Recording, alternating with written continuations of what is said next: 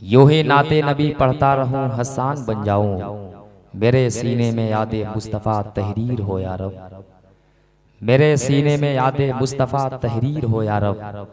मैं अपने आप में खुद नातिया दीवान बन जाऊं। मैं अपने आप में खुद नातिया दीवान बन जाऊं। शराफत के उसूलों से बगावत करने लगते हैं। मेरे लफ्ज़ों को मोहब्बत की गवाही मिल जाए। मुझको भी ममलकते शेर की शाही मिल जाए। मैं भी खुसरू की तरह शेर कहूँ रश्क करूँ। काश मुझको कोई महबूब इलाही मिल जाए। मैं भी खुसरू की तरह शेर कहूँ रश्क करूँ। काश मुझको कोई महबूब इलाही मिल जाए। काश मुझको कोई महबूब इलाही मिल जाए।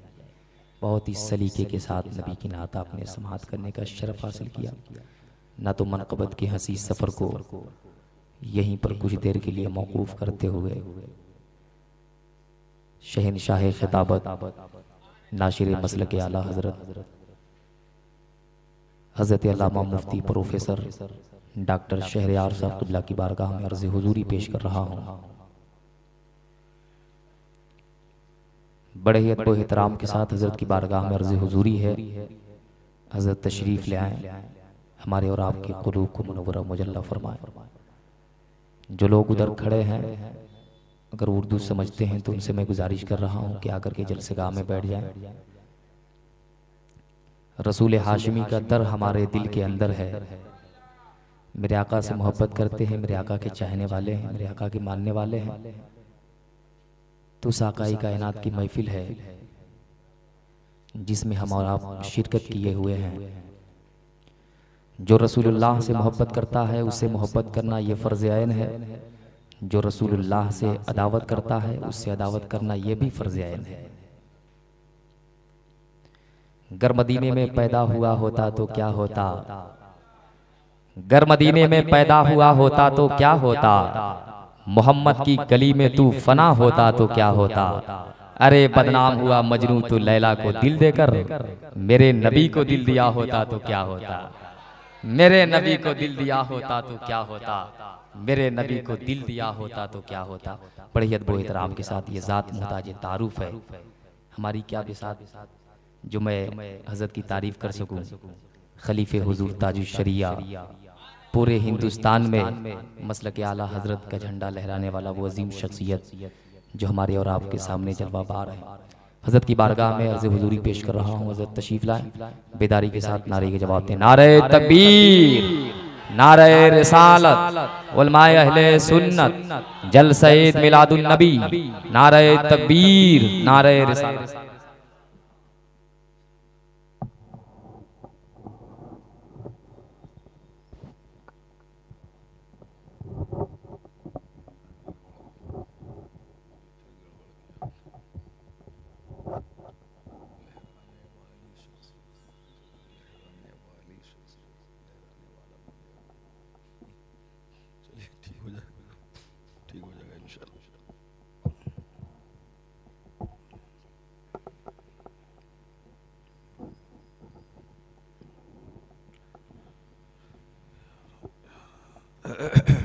अस्सलामु अलैकुम व रहमतुल्लाहि व बरकातुहू।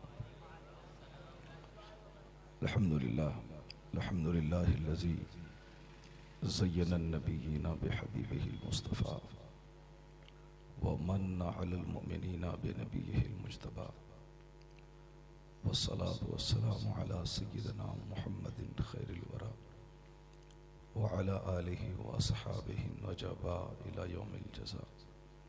अम्मा बअद फ़अऊज़ु बिल्लाहि मिनश शैतानिर रजीम। बिस्मिल्लाहिर रहमानिर रहीम। वमा आताकुमुर रसूलु फ़ख़ुज़ूहु वमा नहाकुम अन्हु फ़न्तहू।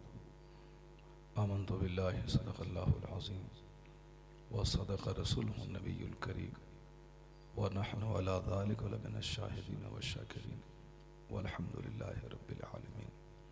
सामईन, अदब और एहतराम के साथ अपने नबी, सारी कायनात के नबी, मरकज़ अक़ीदत मुस्तफ़ा जान रहमत, मोहसिन इंसानियत, फ़ख़्र आदमियत जनाब मुहम्मदुर रसूलुल्लाह सल्लल्लाहु अलैहि वसल्लम की बारगाह बेकस पनाह में नजराने दरूद पेश करने की सआदत हासिल करें। पढ़ी अल्लाहुम्मा सल्ली अला सय्यदना व मौलाना मुहम्मद मअदनिल जुद वल करम व आलिहि व बारिक व सल्लिम सलातुन व सलामुन अलैका या रसूलल्लाह।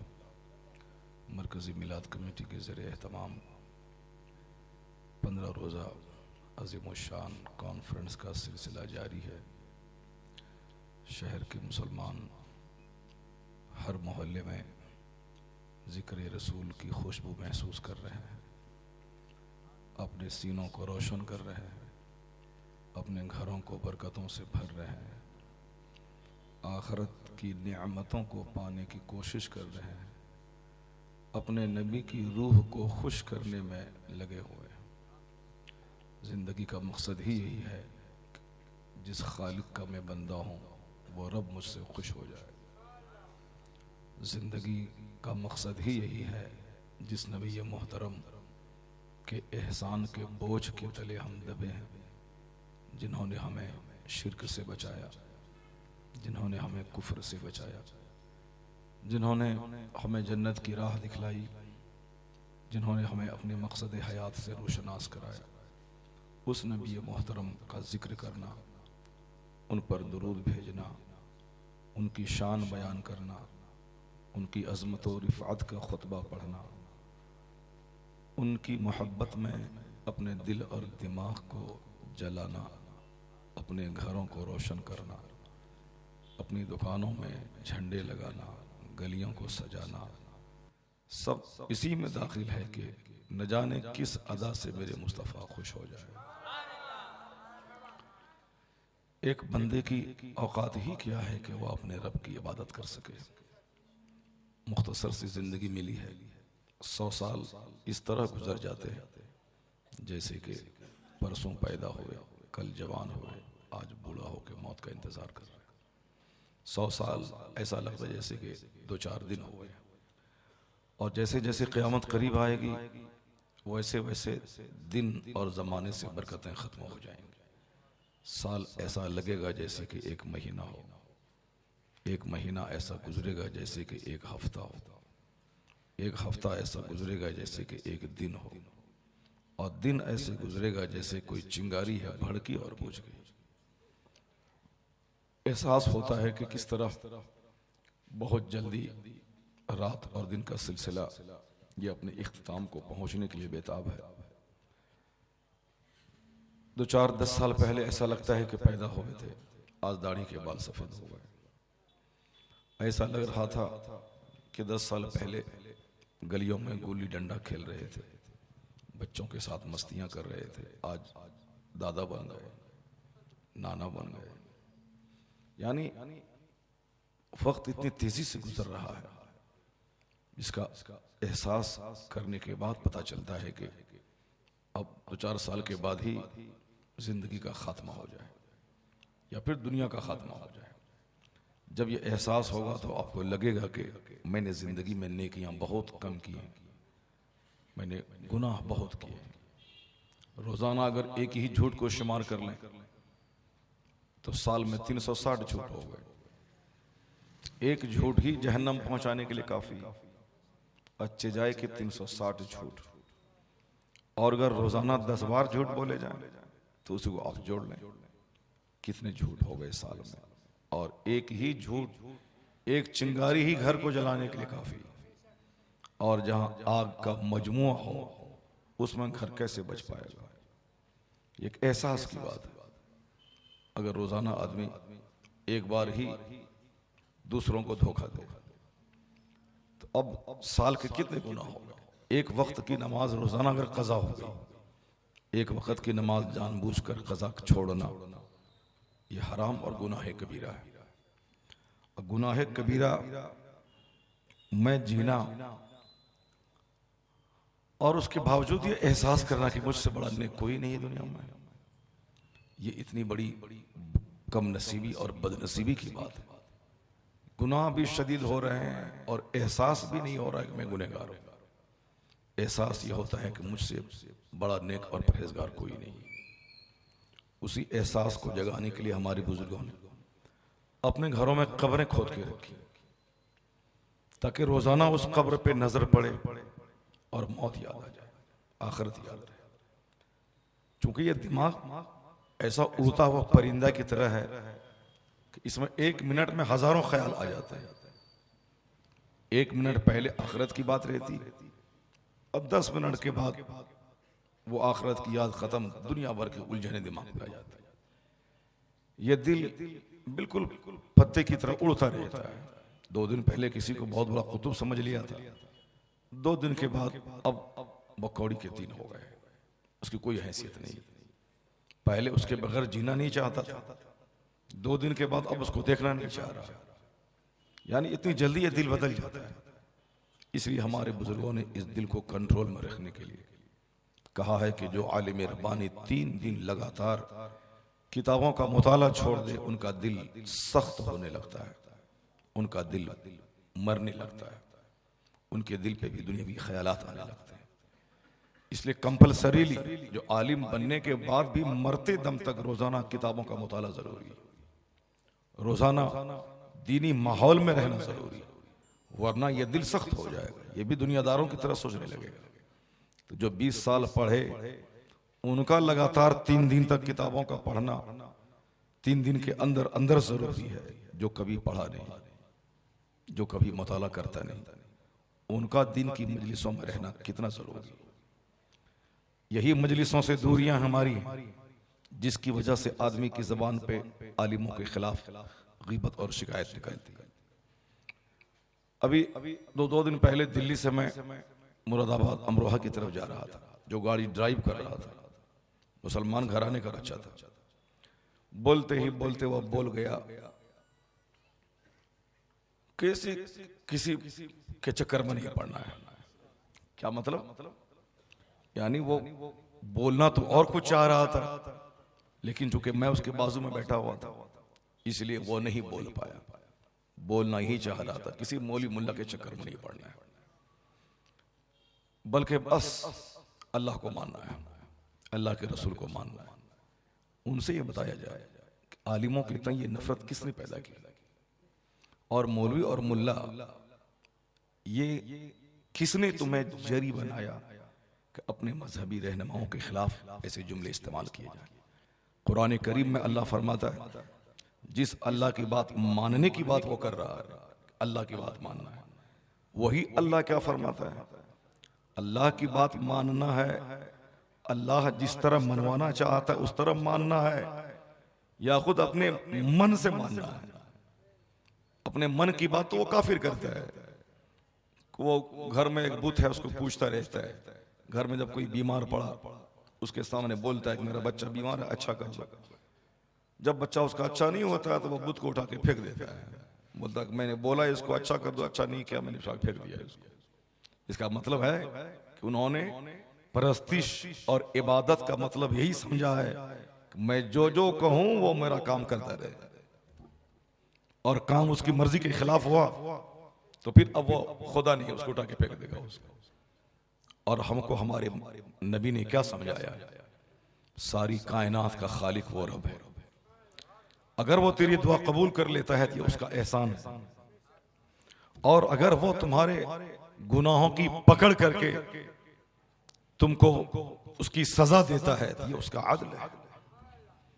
बंदे को जबान खोलने की मजाल नहीं कि अल्लाह के फैसले पे वो तनकीद कर सके।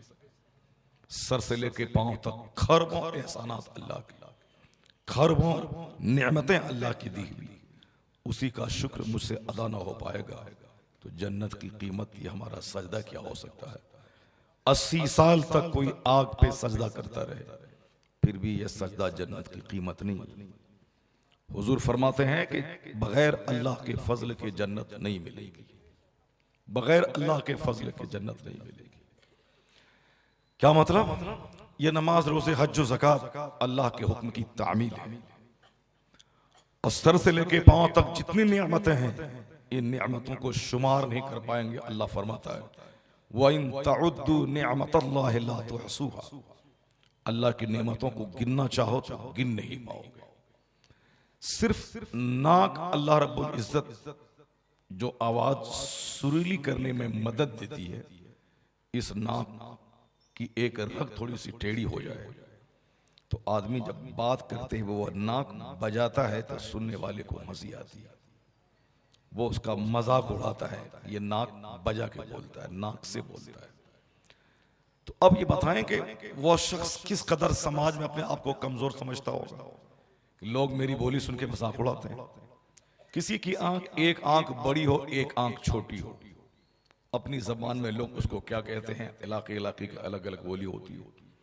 अब ये बताएं कि जब लोग उसकी छोटी आंख का मजाक उड़ाते हैं उनको क्या लगता होगा, उनको बेइज्जती का एहसास होता होगा।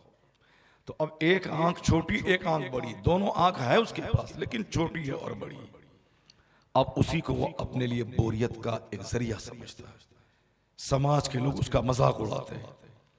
और जिसको अल्लाह ने बगैर किसी बंदे के एहसान किए हुए अपने फजल से दोनों आंख हसीन और जमील बनाया, दोनों आंखें अल्लाह ने बड़ी पैदा की। तो अब ये शख्स इस आंख की नेमत का एहसास उस वक्त करेगा जब किसी छोटी बड़ी आंख वाले को देख ले, किसी अंधे को देख लें तब आंख की कदर समझ में आएगी। राजा है, सोने चांदी का महल है, आंख ही नहीं। अब उनसे पूछा जाए कि सबसे बड़ी तमन्ना क्या है, वो बोलेगा मैं सारी दौलत दे दूंगा, कोई मेरी आंख वापस कर दे। एक बुजुर्ग ने इब्ने समाक रज़ी अल्लाह ताला अन्हु ने खलीफा हारून रशीद से पूछा था, अगर पानी नहीं मिले आपको तो आप क्या करेंगे पानी लेने के लिए, क्योंकि बगैर पानी के आदमी जिंदा नहीं रह सकता। उन्होंने कहा अगर पानी नहीं मिले तो उस वक्त मैं आधी सल्तनत दे दूंगा पानी पाने के लिए। इब्ने समाक कहते हैं अगर वो पानी मिल जाए और उसके बाद वो पानी अंदर चला जाए, फिर वो पानी पेशाब बन के नहीं निकले तो आप क्या करेंगे। उन्होंने कहा था कि ऐसी उलझन, ऐसी बेचैनी, मौत सामने नाचने लगती है अगर पेशाब रुक जाता है। उस हालत में अगर कोई डॉक्टर तबीब मुझको आधी सल्तनत देने के बाद पेशाब जारी करवा दे तो मैं आधी सल्तनत दे दूंगा। इब्ने समाक कहते हैं वो बादशाह, वो सल्तनत जिसकी कीमत पानी और उसका पेशाब हो, जिसकी कीमत पानी और उसका पेशाब हो, उस सल्तनत को पाने के बाद इतराना कितनी बड़ी अहमकाना हरकत है। इसी से समझ जाओ कि जो आसानी से पानी जिसको दस्तयाब हो जाता हो, आसानी से पेशाब हो जाता हो, बहुत बड़ी सल्तनत से ये नेमत बेहतर है जो नेमत अल्लाह ने उसको अता फरमाई। चूंकि ये बंदा गौर नहीं करता है, सोचता नहीं है, सिर्फ एक नशा है, घमंड है, गुरूर है, जहालत है, लाइल्मी है, लाशऊरी है, बेएहतियाती है, बदतमीजी है, बदअखलाकी है। क्योंकि जैसे जैसे दुनिया क़यामत के करीब जाएगी, ना अहलों के हाथ में दौलत आ जाएगी, बकरी का चराने वाला, नंगे बदन फिरने वाला वो महलों में आराम करेगा। बुखारी शरीफ की सब वो हदीस जिसे हदीस जिब्रील कहते हैं, उस हदीस जिब्रील में जनाब जिब्रील अलैहिस्सलाम ने आदमी की शक्ल में आके हुजूर से के जानो मुबारक से जानो मिला करके जो सवाल किया था, मल ईमान मल इस्लाम मल एहसान, ईमान क्या है, इस्लाम क्या है, एहसान क्या है, क़यामत कब आएगी, क़यामत की निशानियां क्या। उन निशानियों में हुजूर ने कहा था अंतलदल अमतु रब्बतहा, यानी क़यामत की अलामतों में से एक अलामत है कि बांदी अपने मालिक को जनेगी, यानी नौकरानी अपने आका को जनेगी, माँ अपने नाफरमान औलाद को जनेंगी, या फिर जिनाकारी इस कदर कसरत से हो जाएगी कि बांदियां वो अपने आका को जन्म देंगी, कसरत से जिनाकारी हो जाएगी। और दूसरी अलामत हुजूर ने बयान फरमाई, जब तुम देखोगे कि नंगे बदन, नंगे पांव, बकरी का चराने वाला यततावलून फिल बुनियान, यानी ऊंची ऊंची इमारतों में इतराने लगे, फख्र करने लगे, तो समझ जाना क़यामत करीब आ गई। बकरी का चराने वाला, नंगे बदन, नंगे पांव रहने वाला, जब तुम उसे देखो कि ऊंची ऊंची बिल्डिंग में फख्र कर रहे हैं, इतरा रहे हैं, तो समझ जाओ क़यामत बिल्कुल करीब आ गई। तो आजकल लोग जिसे आप तरक्की कहते हैं, जिसे डेवलपमेंट कहते हैं, जिसे आप बहुत उरूज इर्तिका बुलंदी कहते हैं, हकीकत में वो बुलंदी नहीं है, वो विनाश की पहचान है कि अब कयामत आने वाली है। कयामत का मतलब इज़ा ज़ुलज़िलतिल अर्दु ज़िलज़ालहा, जब जमीन को हिला दी जाएगी। वो अखरजतिल अर्दु अस्कालहा, जमीन अपने बोझ को निकाल के फेंक देगी। यौम इज़िन तुहद्दिसु अखबारहा, जिस दिन ये जमीन अपनी खबरें बताएंगी कि इसकी पीठ पर बैठ के लोगों ने गुनाहों की बज़्म सजाई है, या इस जमीन की पीठ पर बैठकर लोगों ने अपने खालिक व मालिक को याद किया है। जमीन एक एक हरकत की सीसी कैमरा से भी ज्यादा नोटिस ले रही है। यौम इज़िन तुहद्दिसु अखबारहा, जिस दिन यह जमीन अपनी खबरें बताएंगी कि किसने उसकी पीठ पर क्या किया, वो सारी खबरें अल्लाह के सामने बयान करेंगे। ये सारे आज़ा अल यौम नख्तिमु अला अफ़वाहिहिम, आज मुंह पे अल्लाह मोहर लगा देगा, हाथ और पांव अल्लाह से कलाम करेंगे कि दुनिया में क्या क्या काम किया। यानी बदले का दिन, the day of judgement, the day of resurrection, यानी वो कयामत का दिन, बदले का दिन, वो दिन जिस दिन हर स्याहो सफेद की जांच होगी, और उस दिन हर नाफरमानों और फरमा बरदारों के साथ वो सलूक होगा कि जन्नत की बहार है, एक तरफ आग ही आग है। वहां किसी की झूठ और किसी की जबान से कोई बात नहीं सुनी जाएगी। मुंह पे अल्लाह मोहर लगा देगा, शर्मगाह बयान करेगी कि इससे क्या काम लिया गया। आंख बोलेगी कि इन आंखों से सुबह से लेकर शाम तक किन किन अजनबी औरतों को घूर घूर के देखा गया। ये जबान पे मोहर रहेगी, हाथ बताएंगे इससे कौन कौन से जुल्म किए गए। वो कयामत का दिन, बदले का दिन। ऐसा नहीं कि वो दिन कोई एक कहानी है, अफसाना है, काफिर के नजदीक अफसाना होगा, लेकिन सच्चाई यही है कि जिस तरह अभी बगैर खंबे के आसमान खड़ा है, इससे ज्यादा सच्ची बात है कि कयामत कायम होने वाली है। जिस तरह अभी रात है और कई घंटे के बाद दिन निकलेगा, इससे ज्यादा सच्ची बात है कि कयामत कायम होने वाली है। बंदों के कंट्रोल में न मौत है, न बंदों के कंट्रोल में रात को पकड़ के रखना है। चाहे अमेरिका से लेके हिंदुस्तान तक के सारे डॉक्टर, सारे वैज्ञानिक, सारे साइंसदान मिल करके चाहे कि रात को मैं 2 घंटे और लंबी कर दूं, इनकी मौत तो हो जाएगी, 1 मिनट ये रात को लंबी नहीं कर पाया। चूंकि अल्लाह का निजाम है, वो सिर्फ साइंसदान इतना ही कर सकते हैं कि लोहा लक्कड़ को जमा किया, जमीन के नीचे से पेट्रोल मिला, उसी को अपना ब्रेन लगा के सजा संवार के पहिया बना दिया, उसी में पेट्रोल भर करके मशीन बना के स्टार्ट किया, उड़ने लगा। लेकिन ये पानी नहीं पैदा कर सकता साइंसदान, ये आग नहीं पैदा कर सकता साइंसदान, ये हवा को नहीं पैदा कर सकता साइंसदान। जो फजाओं में हवा है उसी को पंखा के जरिए अपने घर में तेजी के साथ वो ला सकता है। जो फजाओं में क्लाइमेट है उसी को एसी के जरिया वो साहब हम गर्म को नर्म और नर्म को गर्म बना दे। लेकिन फजाओं में हवा ही नहीं रहे तो सारे लोग तड़प तड़प के मर जाएं और साइंसदान भी तड़प तड़प के मर जाएं। अगर अल्लाह रब्बुल इज्जत ऑक्सीजन को गुम कर दे दुनिया से, तो जिस तरह बगैर पानी की मछली तड़प तड़प के मर जाती है, उसी तरह सारे लोग मर जाएं। तो अल्लाह रब्बुल इज्जत का खौफ, अल्लाह रब्बुल इज्जत का डर, अल्लाह रब्बुल इज्जत का खौफ, यही एहसास आखिरत हुजूर ने कदम कदम पे हमको दिलाया। मस्जिद नबवी में खिताब फरमाए मुस्तफ़ा, वही आखिरत की बात। मैदान बद्र में खिताब करें हुजूर, वही आखिरत की बात। हुजरे आयशा में रहें हुजूर, वही आखिरत की बात। सरकार दो जहां अलैहिस्सलाम मस्जिद नबवी में बैठे हैं, सारा सामान खजाना आपने जो कुछ आपके पास आया था सब तकसीम कर दिया, कुछ खजाना बाकी रह गया। अपने घर में कदम नहीं रखे, कहा माल हो और मैं घर में जाऊं, मस्जिद नबवी ही में क़याम फरमा लिया। यहां तक कि सुबह हुई, हाजतमंद आए, उस माल को तकसीम किया, फिर घर गए। और जो माल बच जाता कहते कि मैं इस माल को तकसीम करना चाहता हूं, न जाने मौत कब आ जाए, माल मेरे पास रहे और मौत आ जाए। सरकार दो जहां ने अपनी मिसाल देके, अपनी बात कह के अपने गुलामों को बताया है। अगर ये एहसास तुमको हो जाए कि 1 मिनट के बाद मौत आएगी, मेरा शुमार मुर्दों में हो जाएगा, तो फिर करोड़ों गुनाह करके एक मकान बनाने का जुनून तेरे दिमाग में नहीं चढ़ेगा। करोड़ों गुनाह करके बाल बच्चों को डॉक्टर इंजीनियर बनाने का तस्वुर तेरे दिमाग में नहीं आएगा। लाखों गुनाहों के ढेर पे जिंदा रह के एक गाड़ी खरीदने का जुनून तेरे दिमाग में नहीं बसेगा। हुजूर ने इसी दुनियावी फिक्र को मिटाने के लिए कहा था, व इज़ा अस्बहत फला तंतज़िरिल मसा व इज़ा अमसैत फला तंतज़िरिस सबा। जब सुबह करो तो शाम का इंतजार मत करो, और जब शाम करो तो सुबह का इंतजार मत करो। वउद्द नफ्सका मिन अहलिल क़ुबूर, अपने आप को मुर्दों में शुमार कर ले।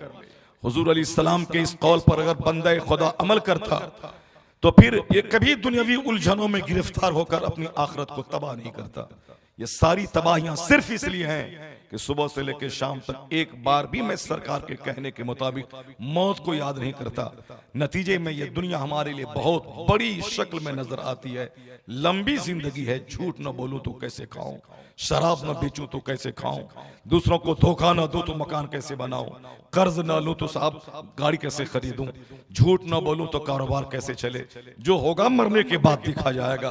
अभी कम से कम गाड़ी, छकड़ा, मकान, दुकान, कपड़ा लत्ता, ईदैन की खुशी, ब्याह, शादी, खतना, अकीका, वलीमा में धूम मचनी चाहिए। वही एक शैतानी फिक्र है जो मुझे कुफ्र के कगार तक पहुंचा देती है। पहले आदमी गुनाह करता है, फिर उसके बाद वो गुनाह को हल्का समझने लगता है, फिर उसके बाद धीरे धीरे वो आखिरत का इनकार कर जाता है। कोई आखिरत नहीं, कुछ नहीं, दुनिया ही में सब कुछ है। और उस इनकार की इब्तदा वही गुनाहों से शुरू होता है। उसकी इब्तदा गुनाहों से उसकी इब्तदा होती है। पहले आदमी गुनाह करता है, सीने में एक धब्बा पड़ गया, फिर दूसरा गुनाह किया, फिर धब्बा थोड़ा बढ़ा, फिर गुनाह किया, फिर धब्बा बढ़ा, इतना बढ़ा कि पूरे उसके सीने को जंग आलूद कर देता है। वह जंग साफ कैसे होगा? आका फरमाते इन्नल कुलूब तज़दा, बेशक दिलों को जंग लग जाता है। साहबा कराम ने पूछा कि सरकार वमा जिलाऊहा, इस दिल को जो जंग आलूद हो जाएगा उसका जंग साफ कैसे होगा? आका फरमाते हैं कमा यस्दउल माउल हदीद, जिस तरह पानी लोहे को जंग आलूद कर देता है उसी तरह यह दिल भी जंग आलूद हो जाता है। साहबा ने पूछा कि वमा जिलाऊहा, यह दिल का जंग साफ कैसे होगा, उसकी जिला कैसे होगी? आका फरमाते हैं कसरत से अल्लाह का जिक्र करना और खूब मौत को याद करना, यानी कुरान करीम की तिलावत करना और मौत को कसरत से याद करना, यह दिलों के जंग को साफ कर देता है।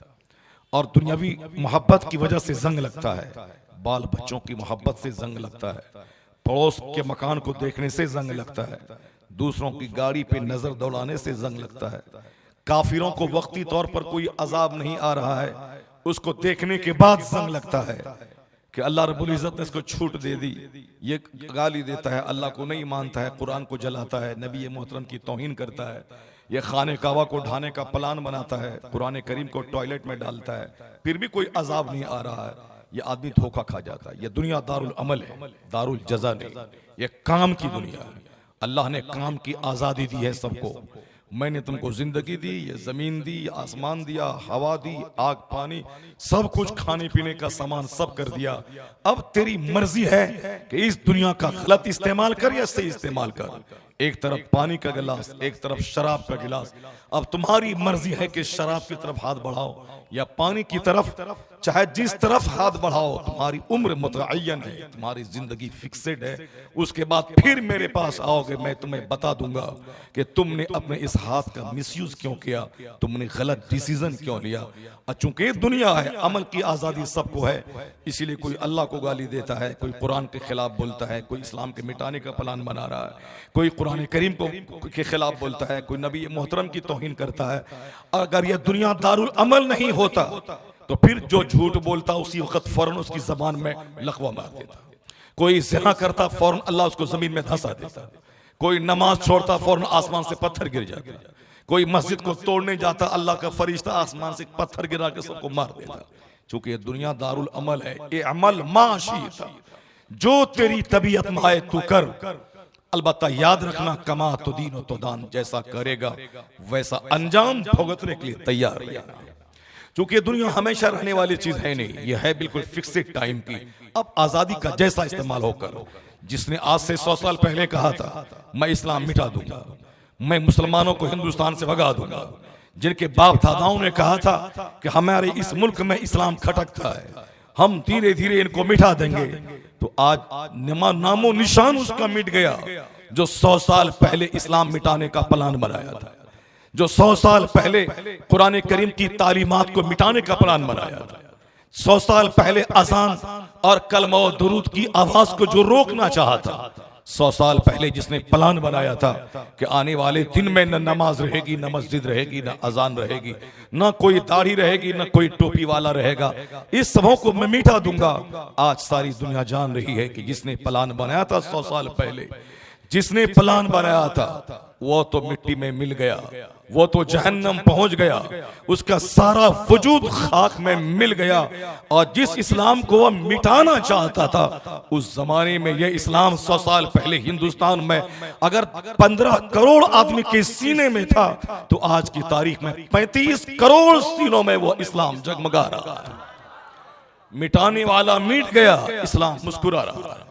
जिस तरह कल इनके बाप दादाओं ने मिटाना चाहा था, लेकिन अल्लाह ने उसके वजूद को मिटा के इस्लाम को जिंदगी अता फरमा दी, उसी तरह एक आवाज गैब से आती है, ए खुदा के बंदे, जिस अल्लाह ने कल उस इस्लाम मिटाने का सपना देखने वालों को उसको छोड़ा नहीं, उसको कैफरे किरदार पे पहुंचा दिया, फिर आज क्यों तुम मायूस होता है, क्यों घबराता है, क्यों परेशान होता है, क्यों दिल छोटा करता है?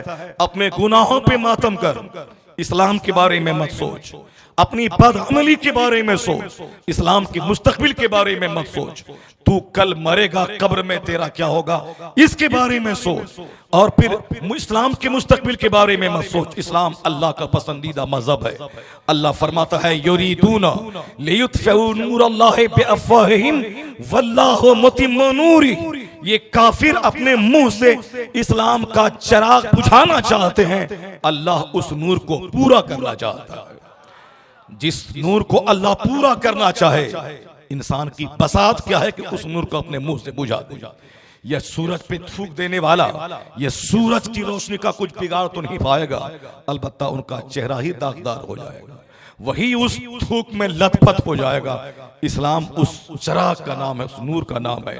अल्लाह के कौल के मुताबिक अल्लाह उस नूर को पूरा करना चाहता है, और इस तरह अल्लाह पूरा करना चाहता है कि अरब का वो दिन जिस दिन एक कलमा पढ़ने वाला था, सरकार दो जहां ने जब नबूवत का ऐलान फरमाया, जब आप पर पहली वही नासिल हुई, इक़रा बिस्मि रब्बिकल लज़ी खलक़, सरकार दो जहां घर जब आए, आपकी बीवी जनाब खदीजा है, जो आपकी बीवी हैं वो इस्लाम कबूल कर रही है, जो आपकी परवरिश में हजरत मौला अली हैं वो इस्लाम कबूल कर रहे हैं, सिद्दीक़ अकबर जो आपके यार गार वो इस्लाम कबूल कर रहे हैं।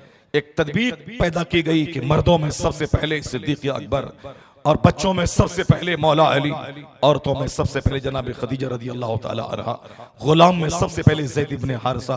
ये वो 4 अशख़ास हैं जो इन्होंने इस्लाम लाने में सबकत की है, जो इस्लाम लाने में जिन्होंने सबसे अब पहल की है और बगैर किसी चू चोरा के इस्लाम कबूल कर लिया है। वो दिन इस दुनिया का जिस दिन सिर्फ एक मुसलमान था, जनाब खदीजा रज़ी अल्लाह ताला अन्हा। वो दिन इस दुनिया का जिस दिन एक मुसलमान था, सिद्दीक़ अकबर रज़ी अल्लाह ताला अन्हा। वह दिन जिस दिन इस दुनिया में सिर्फ एक मुसलमान था, वह ज़ैद इब्न हारिसा। एक गुलाम ने कलमा पढ़ा है, एक बच्चे ने कलमा पढ़ा है, एक जवान ने कलमा पढ़ा है, और एक बीवी ने कलमा पढ़ा, औरत ने कलमा पढ़ी है। यही 4 अशख़ास मौजूद हैं। 3 साल गुजर गए इस्लाम की तबलीग के, सिर्फ 40 लोगों ने कलमा पढ़ा है। 3 साल का एक लंबा वक्फा। यहाँ तो आदमी घबरा जाता है कि मैंने आज दरख्त लगाया, आज ही मैं फल खा लूं, मैंने आज मेहनत की, उस मेहनत का फल आज ही मिल जाए। यहाँ 3 साल तक किनको इंतजार करना पड़ा? वह जो महबूब परवरदिगार है, वह जो कौनैन का मालिक व मुख्तार है, वह जो अल्लाह रब्बुल इज्जत के दीन की तबलीग करने के लिए वो दुनिया में तशरीफ लाए हैं, वह जिनके इशारा पाकर डूबा सूरज पलट आए, जिनका इशारा पाकर चांद के 2 टुकड़े हो जाए, जिनको देखकर पत्थर सलाम करने लगे, जिनको देखकर पत्थर अपने सीने पे नक्शे कदम को उभार ले, जिनको दरख्त सजदा करे, जिनको देखकर पत्थर कलमा पढ़े। यानी वो साहिब इख्तियार मुस्तफ़ा सरकार दो जहां अलैहिस्सलाम का एक सहाबी है जो एक यहूदी से कुछ कर्ज लिया था। सरकार दो जहां अलैहिस्सलाम ने उस यहूदी से सिफारिश की थी कि चंद दिन और मोहलत इसको दे दे, ये इसके पास माल आ जाएगा, तुम्हारा कर्जा अदा कर देगा। वो बोला मैं मोहलत नहीं दूंगा, मुझको माल चाहिए, मुझको वो कर्जा अदा कर दे। सरकार दो जहां ने बहुत समझाया, इसे मोहलत दे दो, माल आ जाएगा। इस बार माल फला नहीं है और इस बार कहत साली है, बाग में फल ही नहीं आया है, अगले मौसम में तुम्हारा कर्जा अदा कर देगा। वो कहा मैं नहीं मानूंगा, मुझे कर्ज अदा करना अदा कर दे। सरकार दो जहां उनके चबूतरे पे आपने सहाबी से कहा कि चादर बिछा दो, चादर बिछा दी, सरकार वहां लेट गए, थोड़ी देर के लिए आराम फरमाए। फिर जब आंख खुली तो फिर उसने मुतालबा किया कि मेरा कर्ज चाहिए। हुजूर ने फिर सिफारिश की कि छोड़ दो इनको, अगले साल फल आएगा, ये अपना कर्जा अदा कर देगा। वो यहूदी मान नहीं रहता, मुझको अभी चाहिए। सरकार दो जहां को जलाल आ गया। आका सामने वाले बाग में गए, घने बाग में खजूर पे अपने सहाबी को साथ लाया और उस घने बाग में खड़े हुए और कहा कि तोड़ो इससे खजूर, जबकि वो खजूर का मौसम नहीं था। तोड़ो खजूर इस पेड़ से। वो तोड़ते गए, तोड़ते गए, तोड़ते गए, इतनी खजूर जमा हो गई कि यहूदी का कर्जा भी अदा हो गया, उसके बाद खजूर भी बच गई। सरकार दो जहां ने ये मोजिजा दिखलाया है, उंगली की घाइयों से पानी का चश्मा बह जाना। सरकार दो जहां का मस्जिद नबी के मेंबर पर खड़े होकर फजर से लेके मगरिब तक कयामत तक की सारी बातों का बता देना। नहीं सुनी साए सित्ता की वो हदीस के आका अलैहिस्सलाम ने फजर की नमाज पढ़ाई, साइदल मेंबर फखतबना, हुजूर मेंबर पर चढ़े, फिर खिताब किया हत्ता हजरती ज़ोहर, यहां तक कि ज़ोहर की नमाज का वक्त आ गया। सरकार मेंबर से नीचे उतरे, नमाज पढ़ाई, सुम्मा सअदल मेंबरा, फिर मेंबर पे चढ़े, फखतबना, फिर हमको खिताब किया हत्ता हजरतिल अस्र, यहां तक कि अस्र की नमाज का वक्त हो गया। हुजूर मेंबर से नीचे उतरे, फिर आपने नमाज पढ़ाई, फिर मेंबर पर चढ़े, इतना खिताब फरमाया कि हत्ता गरबती शम्स, यहां तक कि सूरज गुरूब हो गया। फजर की नमाज के बाद से लेके सूरज के डूबने तक आका अलैहिस्सलाम ने जो खिताब किया, उस खिताब में क्या था? फ़अख़बरना बिमा काना वमा हुवा बेकाइन इला यौमिल क़ियामा। हुजूर क्या फरमाते, साहबा क्या फरमाते हैं कि सरकार ने हमको खबर दे दी, बता दिया जो चीजें हो चुकी और जो क़यामत तक होने वाली है, सारी चीजों की खबर दे दी। फरमाते हैं सहाबी रसूल फ़अअलमुना अहफ़ज़ुना, हमें का सबसे बड़ा आलिम वही है जो उस खबर को, उस तकरीर को ज्यादा याद रखने वाला है। यानी सरकार दो जहां जो इस तवील वक्त में खिताब फरमाया और जो जो चीजें क़यामत तक की हुजूर ने बता दी, तो फरमाते हैं सहाबी रसूल कि फ़अअलमुना, हमें का सबसे बड़ा आलिम वो है जो हुजूर की उस बात को ज्यादा याद रखने वाला है। ये बताएं कि सरकार दो जहां ने क़यामत तक की सारी बातें बताई, लेकिन अपने गुलामों को समझाने के लिए, दुनिया के असबाब बताने के लिए, क़यामत तक इस्लाम को जिंदगी देने के तौर तरीके बताने के तौर पर इस्लाम दीन फितरत का नाम है। इस्लाम की तबलीग सिर्फ मोजज़ात को दिखला के नहीं, मोजज़ात इसलिए है ताकि लोग जान जाए कि अल्लाह के पैगंबर हैं, जादूगर नहीं। जादूगर सूरज को पलटा ही नहीं सकता है, नबी ने सूरज को पलटा के बताया ये जादू नहीं, ये मोजज़ा है। तो सरकार तो जहां ने मोजज़ात दिखलाए ताकि कुफारी कुरैश और कुफारी मक्का को पता चल जाए कि अल्लाह के पैगंबर हैं, जादूगर नहीं। बाकी रही दीन का काम, दीन का काम सिर्फ फूंकने से नहीं होता है, दीन का काम पेट पर पत्थर बांधने से होता है। दीन का काम मुसीबतों की आखिरी हद पे पहुंच के सब्र करने से होता है। दीन का काम अल्लाह की खातिर घर बार छोड़ने से होता है। जब वक्त आ जाए अपना पैदाइशी वतन छोड़ने से दीन का काम होता है। जब वक्त आ जाए दुश्मनों की जबान से गाली सुननी पड़ती है, उनके ताने सहने पड़ते हैं। जब दुश्मन आपकी पीठ पर ऊंट की उजरी डाल दी और एक दूसरे पर गिर पड़ करके कह कहा मार के हंसने लगे, ये बताएं उस वक्त सरकार दो जहां का क्या हाल होता हो। सरकार हालत सजदा में काफिर दूसरे मोहल्ले से ऊंट की ओझड़ी लाके आपकी पीठ पर रख दी है, सरकार सजदे से सर नहीं उठा पा रहे हैं। इस हालत को देखकर काफिर तालियां बजा के कहका मार के हंस के एक दूसरे पर लोटपोट होके गिर रहे हैं। कौन किन की हालत को देखकर? वह मुस्तफा जिनके गुलामी आसमान के फरिश्ते करे, वह मुस्तफा जिनके इशारे पे सूरज और चांद गर्दिश करे, वह मुस्तफा जिनके गुलाम के लिए दरियाए दजला में रास्ता निकल जाए, वो मुस्तफा जिसका गुलाम ईरान और रोम की सारी ताकत और उनके सारे गुरूर को मिट्टी में मिला दे, वो मुस्तफा जिसका कलमा पढ़ने वाला आज की तारीख में 150 करोड़ से भी ज्यादा कमोबेश दुनिया में मौजूद है, वो मुस्तफा जिसका नाम आज 150 करोड़ आदमी के नाम के साथ मिला हुआ है। ये मोहम्मद अब्दुल्ला, ये मोहम्मद जैद, ये लफ्ज़ मोहम्मद 150 करोड़ लोगों के साथ इसलिए मिला हुआ है ताकि दुनिया जान ले कि हम किसी अंग्रेज यहूदो नसारा के नहीं, हम मुस्तफा के गुलाम हैं। वो मोहम्मद अरबी जिसके बारे में आज दुनिया वालों की जबान जब खुलती है तो अमेरिका का दानिश्वर कहता है, he was the only man in history who was supremely successful on both levels, religious and secular। तारीख़ आदमियत का तन्हा इंसान है मुस्तफा, जो मजहबी और सियासी दोनों सतह पर सबसे ज्यादा कामयाब तरीन शख्स हुआ है। वो आकाए दो जहां सलाम जिसके बारे में यूरोप का दानिश्वर जब अपने हार्ट्स की फीलिंग को एक्सप्रेस करता है, वो कहे बगैर नहीं रहता, I can not find any other man in history like Muhammad. मैं पूरे मानव इतिहास में मुस्तफा का जवाब नहीं पाता। कहने वाला जब आज की तारीख में कहता है, किस तारीख में? जबकि आज ऑक्सफोर्ड है, आज कैम्ब्रिज है, आज हवाई जहाज के जलवे हैं, हर घरों में साइंसी इजादात है, आज कंप्यूटर है, आज मोबाइल है, आज एटम बम है। न जाने इस दुनिया को लोगों ने विजन, एक ख्वाब बना दिया है। ऐसा लगता है कि मैं इस दुनिया में रह रहा हूं, जिस दुनिया में पलक पलक झपकते आदमी कहां से कहां चला जाए, हजारों किलोमीटर दूर का सफर वो 1 घंटे में कर ले, सुबह कहीं, दोपहर कहीं, शाम कहीं। घर में रहने के बाद सारी दुनिया की खबरें उनकी निगाहों के सामने नाचने लगे। ऐसा लगता है कि the scientific development has made this world vision, यानी वैज्ञानिक विकास ने इस दुनिया को विजन बना दिया है, इस दुनिया को एक ख्वाब बना दिया है, इस दुनिया को एक ड्रीम बना दिया है, इस दुनिया को एक ख्वाब बना दिया है। ऐसा महसूस हो रहा है। इस जमाने में 1400 साल पहले की बात है, इस जमाने में 1400 साल पहले की बात है।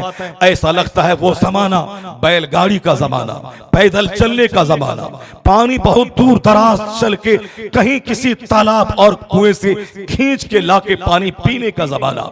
ना नल है, ना हैंड पंप है। उस जमाने की बात ऐसा महसूस हो रहा है कि सरकार दो जहां मदीने मक्के में रहकर, अरब की सरजमीन पे रहकर कयामत तक की जो सारी बातें बता रहे हैं, ऐसा लगता है उनकी निगाहों में साइंटिफिक विकास का जमाना भी है, उनकी निगाहों में हैंड पाइप और ये साहब टैंकी का सिस्टम का जमाना भी है। आज के 50,000 साल के बाद चाहे दुनिया विकास की जिस बुलंदी पे पहुंच जाए, वहां से जब वह पलट कर देखता है तो ऐसा लगता है कि मोहम्मद अरबी का सारा कारनामा इस दौरे जदीद के लिए मौजूद है।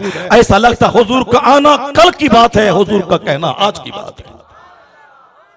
यानी आकाए दो जहां के फरमान में वो जिद्दत है, सरकार दो जहां के फरमान में वो स्टेबिलिटी है कि ऐसा नहीं कि 1400 साल पहले वाली बात थी तो पुरानी हो गई। यह दौरे साइंस है, इस दौरे साइंस में वो बात नहीं चलेगी। नहीं नहीं, आका अलैहिस्सलाम का जो फरमान है क़यामत तक के नबी है, क़यामत तक के पैगंबर हैं, उनकी ज़बान में क़यामत तक की इस्लाह की सारी बातें मौजूद हैं। जब जब दुनिया डेवलप करती जाएगी, सरकार की अजमत का एतराफ दुनिया करती जाएगी, तो उस जमाने के पैगंबर की का एतराफ, उनके कमालात का आज उस ऑक्सफोर्ड और कैम्ब्रिज में पढ़ने वाला जब करता है, वो क्या कहता है? वो कहता है greatness of purpose, smallness of means and astounding result. If these 3 criteria of human genius, who could dare to compare any great man in modern history with prophet Muhammad. ये कोई आम आदमी नहीं बोल रहा, वह जो इल्म के समंदर में गोता लगाता है, वो जो इल्म की गहराई और डेप्थ में उतरा हुआ है, वह जो ऑक्सफोर्ड और कैम्ब्रिज का प्रोडक्ट है, वो कहता है किसी महान इंसान की पहचान अगर इसको करार दिया जाए कि मकसद उसका बहुत बुलंद है, वसाइल उसके बहुत महदूद हैं, उसके बावजूद हैरत अंगेज नतीजा बरामद हो जाए, ये अगर किसी महान अजीम और अबकरी शख्सियत की अलामत है, तो वो कहते हैं who could dare to compare any great man in modern history with prophet Muhammad. कौन है इस तारीख जदीद में जो मोहम्मद अरबी का मुकाबला कर सके। अल्लाह नारे रिसालत फरमाए अहले सुन्नत जलसे मिलादुन नबी, नारे तकबीर, नारे रिसालत। दरूद पाक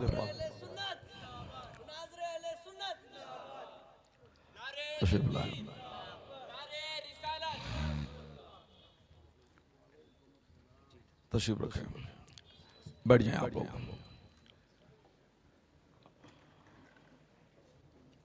यहाँ बैठ जाए,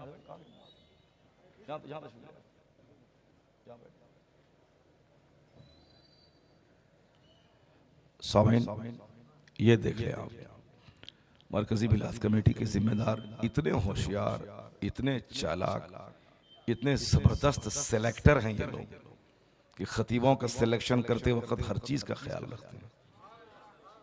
वो समझते हैं कि इन बीमारों को हर तरह की दवा मिल जाए। इस्लाह आमाल की जब बात आती है, अल्लाह से डराने की जब बात आती है, तो उसी तरह के खतीब का सिलेक्शन करते हैं जो सरकार की हदीस सुना सुना कर लोगों को अल्लाह से करीब कर दे। बोलो ना भाई सुभान अल्लाह। ऐसे खतीबों का सिलेक्शन करते हैं जो लोगों के दिल में अल्लाह का डर पैदा करे, जो लोगों को मकसद हयात से बाखबर कराए, जो लोगों को सरकार की सुन्नतों पे चलने का शौक पैदा कर दे। और जब ये ख्याल आता है कि सरकार का नाम लेकर चंद लोग बदअकीदगी फैला रहे हैं, आज़ादी के नाम पे शरीयत में मुदाखलत कर रहे हैं, कुछ लोग इनडिसिप्लिन्ड बनकर उलमाए कराम से आज़ाद होना चाहते हैं, वो आलिम रब्बानी जिसकी फजीलत कुरान करीम में इन्नमा यख्शल्लाह मिन इबादिहिल उलमा, अल्लाह कहता है कि जो अल्लाह से डरने वाले हैं वो उलमा की जात है। सरकार दो जहां फरमाते हैं फजलुल आलिम अलल आबिद का फजली अला अदनाकुम, यानी आलिमों की फजीलत इबादत गुजार पर ऐसी है जैसे कि सरकार की फजीलत अदना दर्जे की उम्मती पर। अल्लाह अकबर। वो नबी जो सारे नबियों के सरदार, हुजूर फरमाते हैं बुखारी मुस्लिम की हदीस से, अना सय्यदु वुल्द आदम, मैं बनी आदम का सरदार हूं, बनी आदम का सरदार हूं। सरकार दो जहां सारे पैगंबरों के इमाम हैं, उसके बावजूद क्या कहते हैं कि आलिम की फजीलत इबादत गुजार पर ऐसी है जैसे हुजूर की फजीलत अदना दर्जे की उम्मती पर। अल्लाह अकबर। उस आलिम रब्बानी के खिलाफ जब जबान चलने लगे, हुजूर फरमाते हैं कि क़यामत के दिन जब शहीदों के खून से आलिमों का वो कलम जो किताब लिखता है, वो कलम जो फतवा लिखता है, वो कलम जो कौम के उलझे हुए मसाइल का हल लिखता है, वह कलम जो फितनों को दूर करने के लिए रसाइल लिखता है, कलम का इंक जब क़यामत के दिन शहीदों के खून से जब तौला जाएगा तो शहीदों के खून पे आलिम के कलम का इंक गालिब आ जाएगा। और ये बोलता है कि मौली मुल्ला के चक्कर में मत पड़ना। हुजूर फरमाते हैं कि यस्तगफिर लहु मा फिस समावाति वल अर्द, यानी जमीन और आसमान के दरमियान की सारी चीजें उलमा के लिए बख्शिश की दुआ करती है। हत्ता नमलत फी जुहरिहा व हत्तल हूत फिल मा ला युसल्लून अला मुअल्लिमिन नासिल खैर, यहां तक के पानी में मछलियां, सुराखों में चूटियां, ये सिर्फ उलमाए रब्बानियीन के लिए मग़फ़िरत की दुआ करती है। किसी के पास रहे खरबों का मकान, किसी के पास रहे करोड़ों की गाड़ी, वो नाइब रसूल नहीं, वह मालदार तो कहला सकता है, नाइब पैगंबर नहीं। कोई मस्जिद का इमाम है, वो अगर आलिम रब्बानी है, वो रहे किराए के मकान में, वो कमाए महाना 500,000 रुपए 5,000 रुपए, वो रहे किसी किराए के मकान में, लेकिन अगर वो आलिम है तो फिर वो नाइब पैगंबर वही है। जमींदार नाइब पैगंबर नहीं कहलाता। करोड़ों का 10 मकान शहर में रखने वाला वो नाइब रसूल नहीं होता। नाइब रसूल वही होता है जो सीने में कुरान हदीस का इल्म रखता है।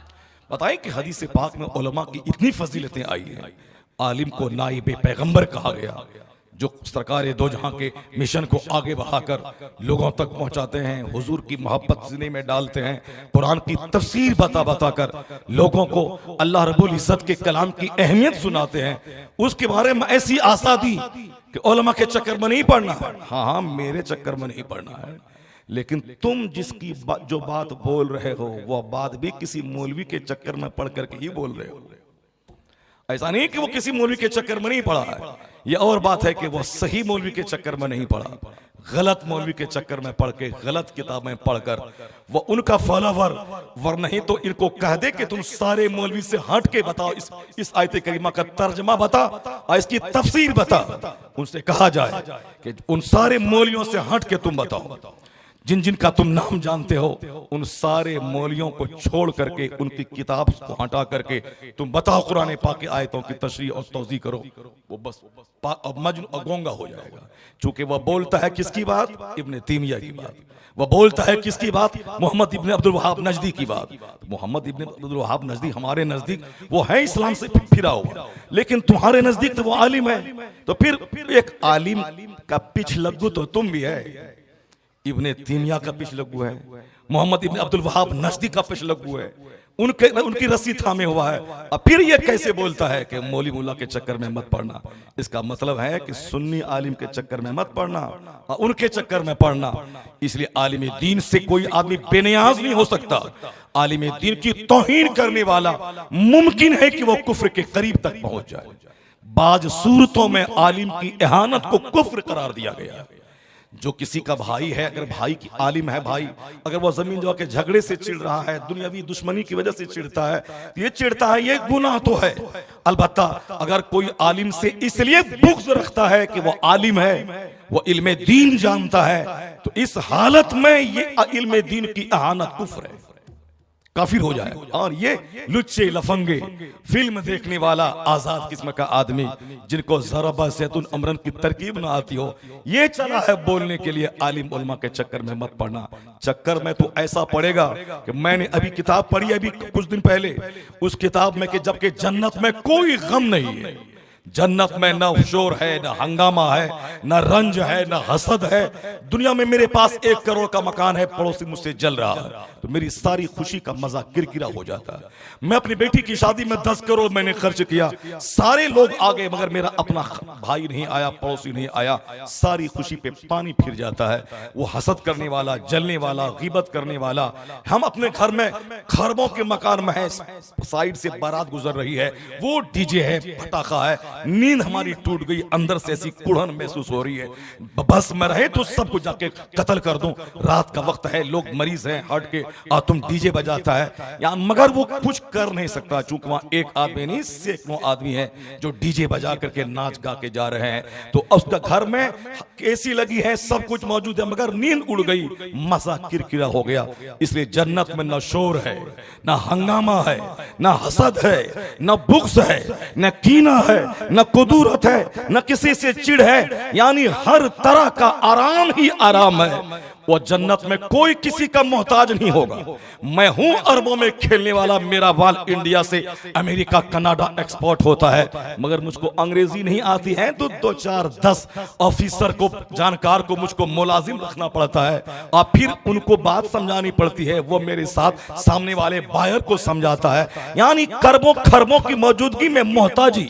उस वक्त एक मलाल होता है कि काश मैं ये जबान जानता, इसका जानकार होता तो ये रुसवाई न होती जो आज हो रही है। क्या मतलब? दुनिया में मोहताजी भी आदमी की खुशी पर पानी फेर देती है, और जन्नत में कोई मोहताजी नहीं, कोई किसी का मोहताज न होगा।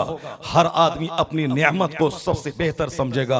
अलबत्ता गाहे बगाहे अंबिया मुरसलीन, शुहदा, सिद्दीकीन, उनके ऊंचे मरातिब को आम जन्नती को दिखलाया जाएगा, ताकि वह जान ले कि शुहदा, सिद्दीकीन, उलमाए रब्बानीयीन, अंबिया मुरसलीन के मकाम क्या है, उसकी बुलंदी को देख ले। अचानक दिल में ख्याल पैदा होगा, इतना बड़ा मर्तबा अल्लाह के नबियों का है, सालिहीन गौस कुतुब अब्दाल का है, उनकी जन्नत का मजा किरकिरा न हो, फौरी अल्लाह रब्बुल इज्जत उनके दिल में यह बात डाल देगा।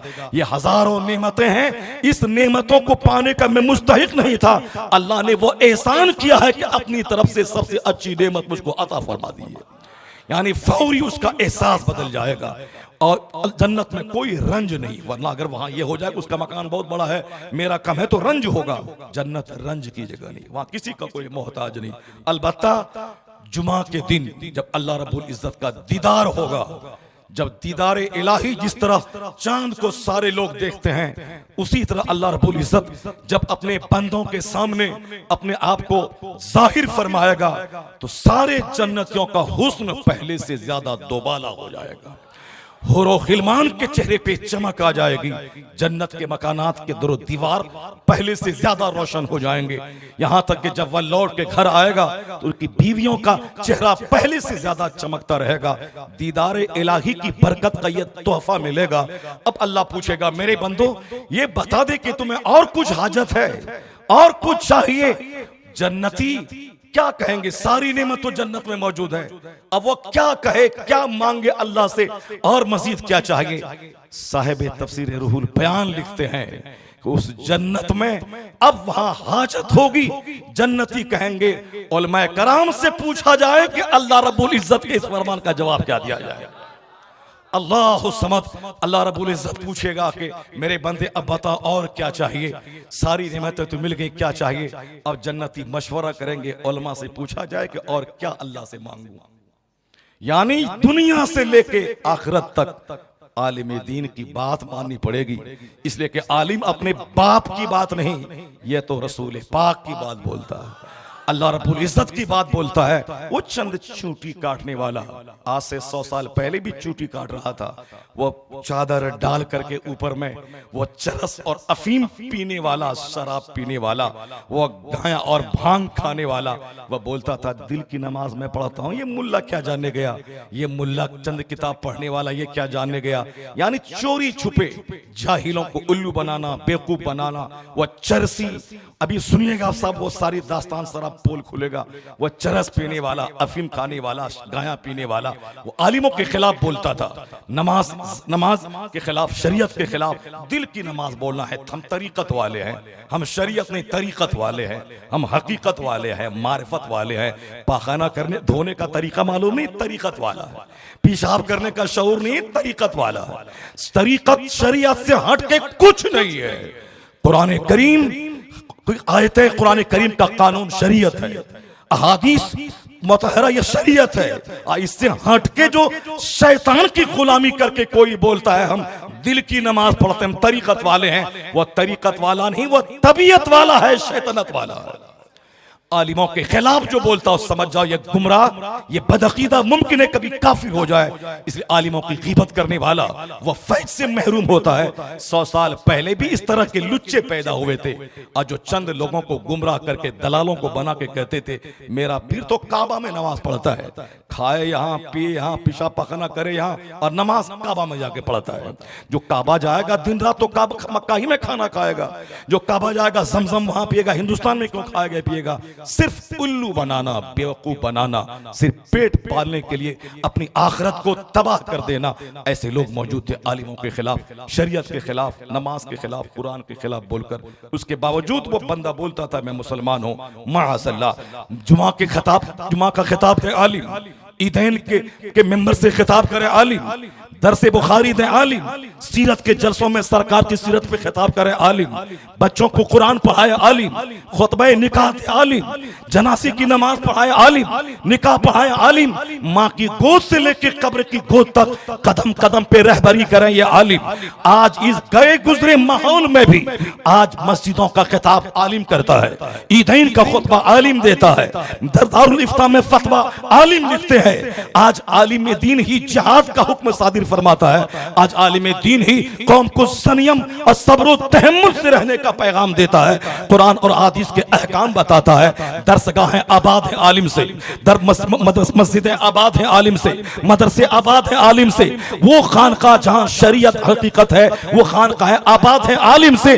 मगर ये लुच्चा आलिमों के खिलाफ बोलता था तो आज 100 साल गुजर गए, ये चंद लोगों को गुमराह तो कर पाया, मगर अल्हम्दुलिल्लाह आज हिंदुस्तान में हजारों मदरसे, लाखों मस्जिदों के मेंबर से खिताब, ईद मिलादुन नबी के जलसे, उलमा रब्बानीन की दस्तबोसी, कदम बोसी, उनकी पेशानी का चूमना सलामत, दरस बुखारी सलामत, दरस हदीस सलामत, खुतबा ईदैन सलामत, खुतबा जुमा सलामत, आलिमों का वकार सलामत। तो इस सदी में एहसान इमाम अहमद रजा का फाज़िले बरेलवी का है, जिसने इल्म और उलमा के वकार को इस सदी में बचा लिया है।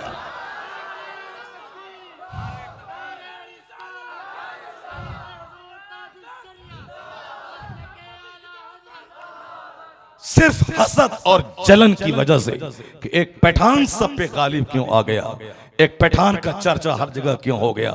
अमेरिका में मदरसा रज़विया, हॉलैंड में रजा जामा मस्जिद, हिंदुस्तान के हर गली की गली में रजा इस्लामिक लाइब्रेरी, कनाडा में मदरसा रज़विया, बंबई में 100 से ज्यादा मस्जिदों का नाम रजा जामा मस्जिद। यानी ऐसा लगता है ऑक्सफोर्ड में रजा रजा, कैम्ब्रिज में रजा रजा, ऑस्ट्रेलिया में रजा, JNU में रजा रजा, AMU में रजा रजा, पूरी दुनिया में रजा रजा। ऐसा लगता है कि अल्लाह ने ऐसा इंतजाम फरमा दिया कि वादी रजा की कोहे हिमालय रजा का है, जिस समत देखिए वो इलाका रजा का है।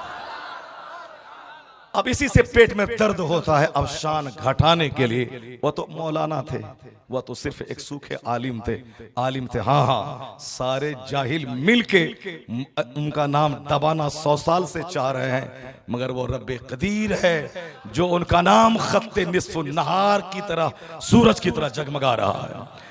आज जो लोग कहते थे कि चंद ही मुट्ठी भर सुन्नी लोग हैं, इसके अलावा ये रज़वी सुन्नी मुट्ठी भर हैं, बाकी सब वो जाहिल किस्म के लोग खिलाफ जबान दराजी करते थे और बदअकीदा भी। ये लोग चंद दिन के मेहमान हैं, 2-4-10 साल के बाद सुन्नियत का बोरिया बिस्तर गोल हो जाएगा, फिर वही नजदियत रहेगी, फिर वही आज़ादी रहेगी। ये लोग कहते थे, बकवास करते थे। आज से 40 साल पहले देवबंद में जब वहां उनका जश्न सदसाला हुआ था, 5 लाख कमोबेश लोग आए थे। खूब हिंदुस्तान में बकवास हो रही थी कि 5 लाख लोग आ गए, इंदिरा गांधी आ गई, पूरे हिंदुस्तान में शोर हंगामा था। हुजूर रेहाने मिल्लत मुफ्ती आजम हिंद के पास आए थे, कहा था हुजूर हर जगह पे हंगामा है, 5 लाख लोग 5 लाख लोग 5 लाख लोग आ गए। मुफ्ती आजम हिंद ने कहा था देख लेना देख लेना देख लेना देख लेना। रहमानी मियां समझ नहीं पाए क्या देख लेना। चंद दिन के बाद जब मुफ्ती आजम हिंद आला हजरत के बेटे का इंतकाल हुआ, तो उनके जनाजे से लेके 40वां तक 22 लाख लोगों ने बरेली में हाजिरी दी। कहां 5 लाख, कहां 22 लाख। तो रहमानी मियां ने समझ में आया, मुफ्ती आजम हिंद ने कहा था देख लेना देख लेना। अगर भीड़ की वजह से ही कोई जमात हक पर है तो जमात अहले सुन्नत व जमात हक पे है। और आज से 2 साल पहले हमारे सुलह कुल्ली किस्म के लोग ये कह रहे थे हमारे लोग मिलाद फातिहा क़याम सब करेंगे, मगर सब ठीक है सब ठीक है सब ठीक है। अब बरेली से चिढ़ है, मिलाद करेंगे बरेली से चिढ़ है, जुलूस निकालेंगे बरेली से चिढ़ है। इसी चिढ़ की वजह से रजा की फैमिली से चिढ़ना, बुग़्ज़ रखना। जबकि इस सदी में अगर जुलूस जिंदा है, झंडे जिंदा है, तो तुमने नहीं जाना कि आज से 50 साल पहले लोग क्या कहते थे। 12 वफात हुजूर पर्दा फरमा गए, 12 वफात 12 वफात 12 वफात, वफात का गम वफात का गम वफात का गम। इस कदर 12 वफात किया था कि वफात हुई सरकार की गम मनाना चाहिए। ये कैसी खुशी, ये कैसा झंडा कन्हैया के जन्मदिन की तरह है, माअज़ल्लाह। इस तरह से खबीसाना जुमले इस्तेमाल किए गए। खुद सुन्नी माहौल में न दुकान पे झंडे, न मकान पे झंडे, न जुलूस निकालना, बिदअत खुराफात, तरह तरह की बातें, 12 वफात। मगर अल्हम्दुलिल्लाह आज हालात ऐसे बदल गए कि करोड़ों घरों पर झंडे लहराते हैं, करोड़ों आदमी जुलूस से मुहम्मदी में शरीक होकर सरकार की मोहब्बत का खुतबा पढ़ते हैं। क्या बिहार, क्या तमिल तेलंगाना, क्या आंध्रा, क्या बंबई, पूरे हिंदुस्तान, पूरी दुनिया में जो जुलूस से मुहम्मदी का मंजर सामने आ रहा है, गाड़ियां और साहब करोड़ों आदमी का जुलूस, वो झंडे मकान में, हाथ में, घरों पे। ऐसा लगता है कि सारी दुनिया इश्क़ मुस्तफा से शादी शादाब और लबरेज होती जा रही है। गैर मुस्लिम आज कहता है स्कूल बंद है, ईद मिलादुन नबी की छुट्टी है, बैंक बंद है, ईद मिलादुन नबी की छुट्टी है, कचहरी बंद है, ईद मिलादुन नबी की छुट्टी है। तो ये बता दे 12 वफात कहने वाला आज रमेश भी ईद मिलादुन नबी बोल रहा है, आज बैंक का मुलाजिम भी ईद मिलादुन नबी बोल रहा है। ये किसकी फिक्र आज जवान हुई है? वही जो 100 साल पहले कहा था खाक हो जाए अदू जलकर मगर हम तो रजा, दम में जब तक दम है जिक्र उनका सुनाते जाएंगे। ये उसी रजा की फिक्र थी। हम पैदाइश हम हश्र तक डालेंगे, हम पैदाइश मौला के धूम मिस्र फारस नजद के किले गिराते जाएंगे। उसी रजा की फिक्र है। फर्श वाले तेरी शौकत का उलू क्या जाने, खुसरवा अर्श पे उड़ता है फरेरा तेरा, कौन आपके जिक्र को मिटा पाए मुस्तफा। अर्श पे ताजा छेड़छाड़, फर्श पे तुरफा धूमधाम, कान जिधर लगाइए तेरी ही दास्तान है। आज करोड़ों हाथ में झंडा, करोड़ों मकान पे झंडा, आज जुलूस में करोड़ों की तादाद। इस सदी में ये एहसान इस फिक्र को राइज करने में अहमद रजा का फजल बरेलवी का है, जिन्होंने ये दिन हमको अता फरमाया है। यह फिक्रे रजा के जलवे हैं जो आज हिंदुस्तान और बैरून हिंद ईद मिलादुन नबी का जश्न मनाया जा रहा है। आला हजरत फाजिल बरेलवी रज़ियल्लाहु ताला अन्हु ने इल्म और उलमा के वकार को बचाया, उन्होंने मज़हब अहले सुन्नत की रिवायतों को बचाया, उन्होंने मज़ारात की हाज़िरी के तक़द्दुस को बचाया। आला हजरत ने औलिया सालिहीन और पीरी मुरीदी बैतो इरशाद के सिलसिले को बचाया। वरना नहीं जानते तुम उस्मान गनी रज़ियल्लाहु ताला अन्हु के मज़ार पे गुंबद था, वह गुंबद किसने तोड़ा? इमाम हसन के मज़ार पे गुंबद था, वह गुंबद किसने ढाया? सहाबा कराम के मज़ारात पर ताज़ीमन लोगों ने गुंबद बनाया था ताकि लोग जान जाएं ये फला सहाबी का रोजा है, फला सहाबी का रोजा है। शोहदाए उहद के मज़ारात पे गुंबद थे। सैयदुल शोहदा अमीर हमजा रज़ियल्लाहु ताला के मज़ार पे गुंबद था। गुंबद को किसने ढाया, किसने तोड़ा? वह नजदी फिक्र थी जिसने 10,000 से जायद सहाबा कराम के मज़ारात को ढा दिया। उन्होंने वो आंधी चली थी, वो आंधी गुंबद ख्वाजा को भी ढा देती। वो आंधी 22 ख्वाजा ने दहली के गुंबद को भी मिसमार कर देती। वो ऐसी आंधी थी जिस आंधी में पैसा है, जिस आंधी में नौकरी की लालच है, जिस आंधी में से दुनिया जुड़ी हुई है, वो पैसों के अंबार वाली आमदनी। मगर अल्हम्दुलिल्लाह यहां से बहुत ज्यादा दूर नहीं है सऊदी अरबिया, अमेरिका बहुत दूर है, सऊदी अरब से अमेरिका बहुत दूर है, मगर सऊदी अरब से इंडिया ज्यादा दूर नहीं है। दिल्ली से आप उड़े तो 4000 किलोमीटर पे, जद्दा और मदीना शरीफ 5000 किलोमीटर पे है। अगर यह बहरी रास्ता ना होता, समंदर ना होते, तो आदमी 48 घंटे में ट्रेन से सफर कर लेता, पहुंच जाता मदीना, पहुंच जाता मक्का। मैं आपसे कहना चाहता हूं वो आंधी जो चली थी यहाँ 100 साल पहले भी चंद उसके दलाल थे इंडिया में, मगर अल्हम्दुलिल्लाह आज गुंबद ख्वाजा सलामत है, गुंबद महबूब इलाही सलामत है। हिंदुस्तान की लाखों दरगाहों के गुंबद सलामत है। कौन है जो इन नजदी फिक्र की कमर तोड़ दी, उसके ताबूत में आखिरी कील ठोक दी, इसकी आंधी इसके सैलाब को रोक दिया? वो कील के रजा है, वो रजा के नेज़े की मार है कि अदू के सीने में गार है, किसी चारा जोई का वार है कि ये वार वार से पार है।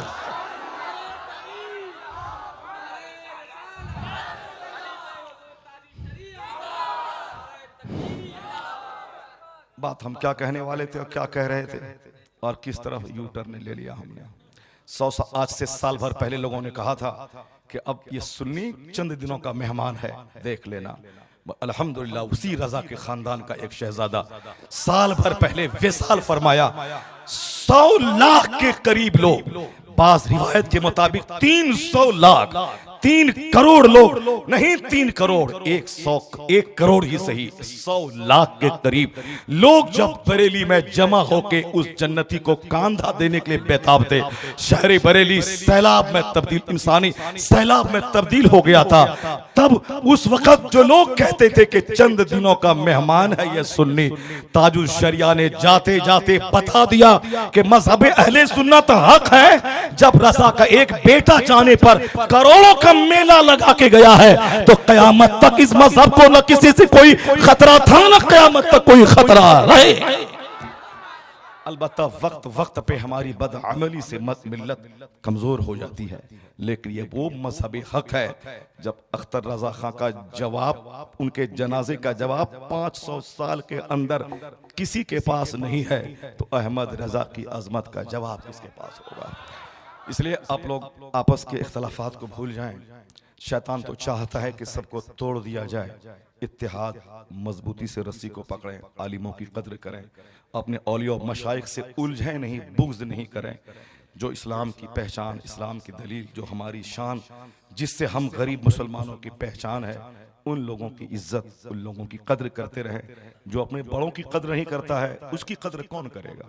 इसलिए अपने बड़ों की इज्जत, बड़ों का एहतराम, अपने धर्म गुरु का सम्मान, अपने मजहबी रहनुमा की इज्जत, जिन्होंने दीन का काम किया है, अल्लाह रब्बुल इज्जत उसको इज्जतों से मालामाल फरमा रहा है। तो इस कमेटी के जिम्मेदारों ने देखा कि जब चंद बदअकीदगी फैल रही है, तो इस्लाह करेगा मौलाना शहरयार और ऑपरेशन करेंगे सूफी कलीम हनफी साहब।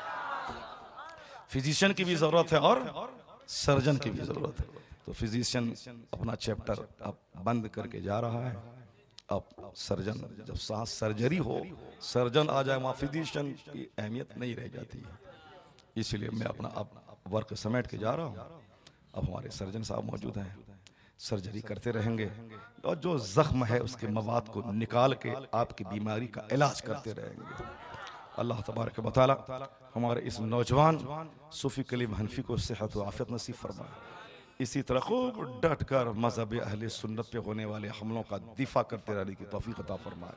मैं तो सोच रहा था कि बहुत ज़ईफ़ और मुअम्मर सूफी और हनफी, ऊपर पहले सूफी और बाद में हनफी, सूफी कलीमुल्लाह हनफी, सूफी और हनफी देख के मुझको होता था कि कोई ज़ईफ़ और मुअम्मर आदमी होंगे, क्योंकि आवाज़ तो सुनी थी, ऑडियो में चेहरा नहीं देखा था। ये पहला इत्तेफाक हो रहा है। तो अब सोचते थे मुअम्मर आदमी है, मगर जब जवान को देखा तो दिल बाग बाग हो गया।